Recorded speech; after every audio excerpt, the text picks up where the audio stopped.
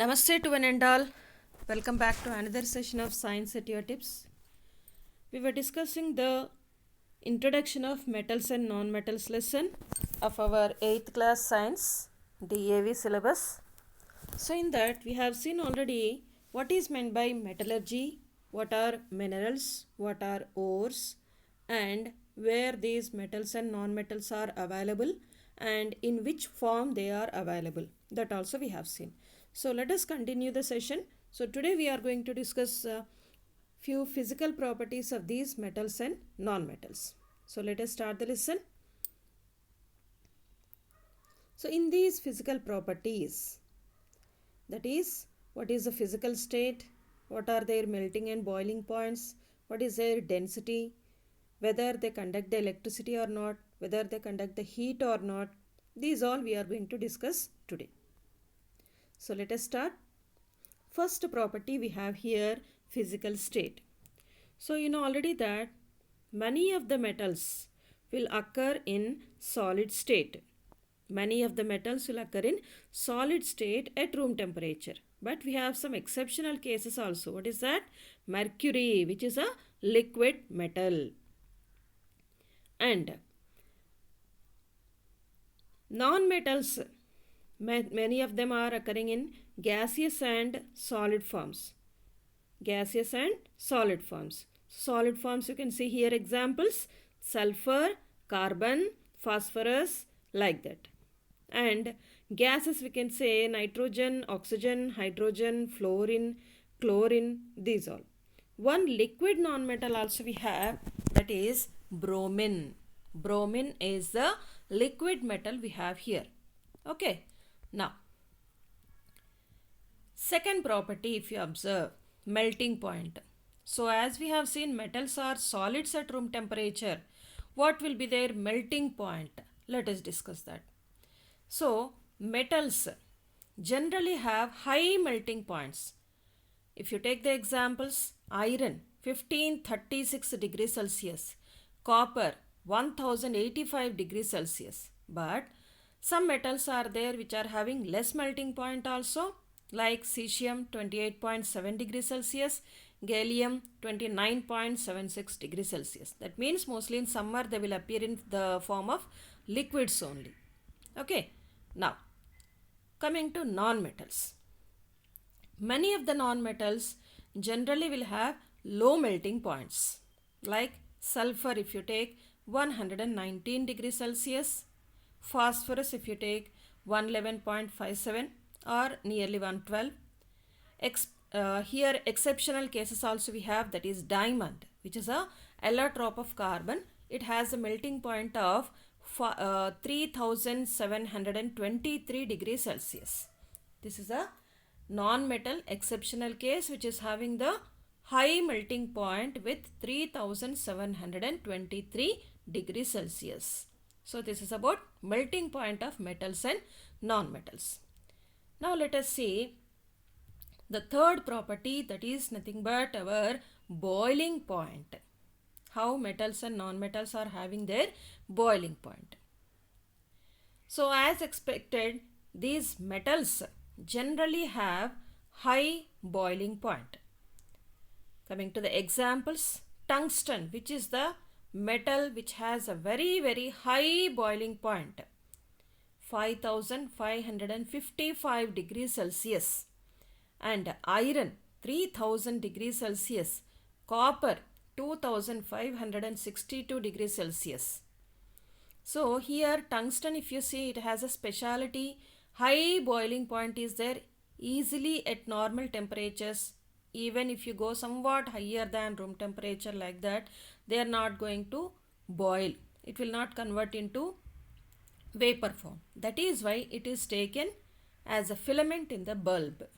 Okay. And some metals are there which are having low boiling point also. As expected, same thing. Cesium, which has 670.8 degrees Celsius. Gallium, which has 882.8 degrees Celsius, or nearly we can say 883 degrees Celsius. This is about the boiling point of metals. Coming to the boiling point of non-metals. Non-metals generally have low boiling points. Like we have here sulfur 445, or exactly if you want to say 444.6 degrees Celsius, phosphorus 280.5 degrees Celsius, and diamond, which is a non-metal, then also it has somewhat high boiling point, 4830 degrees Celsius. So exceptional case, non-metal having high boiling point. What is that? Diamond. Diamond has 4830 degree Celsius. Okay. Now coming to the next physical property of these metals and non-metals, density. So as we have seen already, metals are mostly solids. So what we can expect here about density?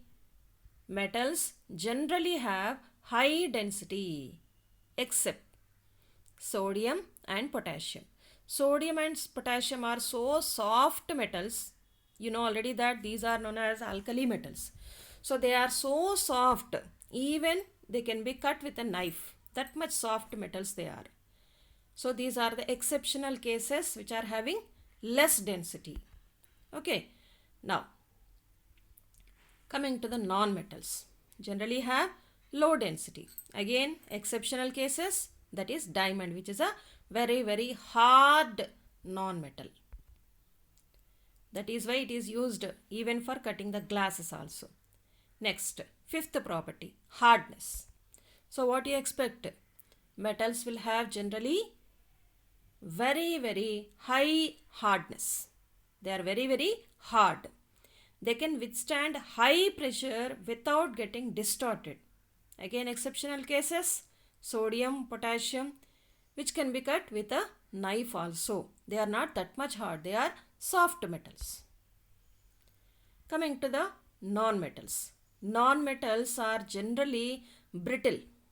Easily we can break them into pieces. If you are hitting them with a hammer, what happens? Non-metals will break. Like sulfur, if you take, they will break. If you hit this sulfur with a hammer, it will become like pieces. If you take iodine crystals, you beat it. We are unable to prepare any wire from the iodine because it is a non-metal. It is very brittle. Easily it breaks into pieces. But if you take some copper, you take some iron, if you are beating that with a hammer, then what happens? It will be converted into sheets. You can prepare wires from that. But here it is not possible with the non-metals because they are very much brittle. Easily they can be broken into pieces. But here exceptional case is there. What is that? Diamond. We are not saying that diamond can be made into wires, but we are saying that diamond is very hard. It does not have that much brittleness. We cannot break the diamond easily into pieces. It's very hard non-metal compared to the remaining non-metals. That is one exceptional case. Coming to the sixth property. Sixth property, here we have luster. That is shining property. What do you expect? Metals will have lustrousness. That is luster is there. Metallic luster we say. Non-metals will not have that. But here also again we have some exceptional cases. So let us see that.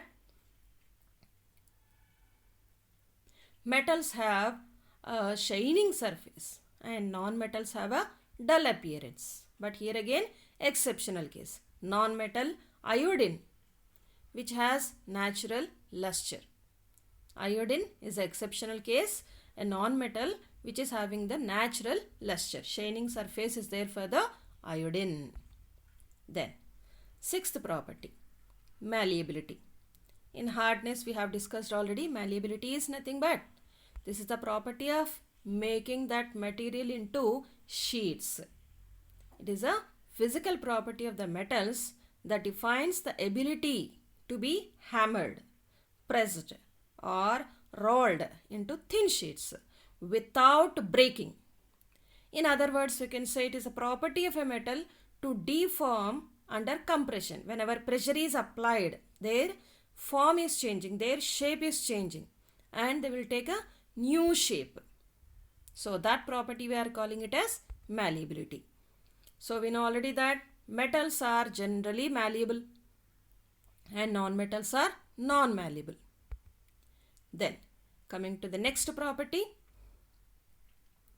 that is ductility. But before that, once we'll see here, some of the metals are there which are very, very highly malleable. Gold, silver. Gold can be malleable up to 2 into 10 power 2 into 10 power minus 5 thickness also. Okay, that is why we are using this in our one of the experiment, that is Rutherford's alpha ray scattering experiment, because it can be made into a very, very thin sheet. Okay, now going to the next property, ductility. What is this ductility is? Ductility is nothing but property of a metal to be made like a wire. So let us see this property. Ductility is nothing but a solid material stretches into a wire. It will have very, very high tensile strength. It can hold very, very heavy objects. So if a material is a ductile, it can be stretched into a wire. That we know already. So we can say that based on this, metals are ductile in nature. They can be made into wires.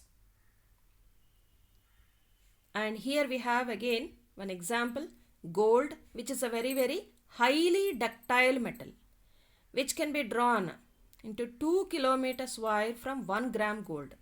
You can expect how much lengthy wire we are able to prepare from 1 gram gold. That is one example for this. And coming to the non-metals. Non-metals are non-ductile in nature. They don't have any property to be made into wires.